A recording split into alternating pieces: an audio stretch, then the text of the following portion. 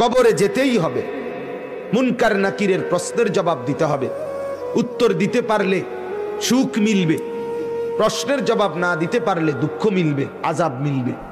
হাসরের ময়দানে আমার হাতে আমলনামা দিবে, আর আমার জিন্দেগীর সমস্ত কৃতকর্মের হিসাব দিতে হবে।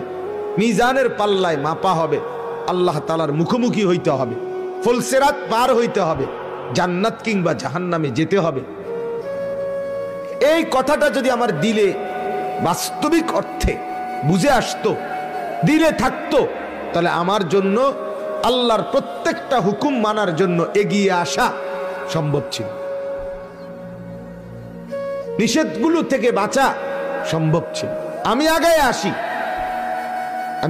আসি, আমি চেষ্টা করে যাই না। আমরা আগের থেকেই নফস, আমাদের শয়তান আমাদের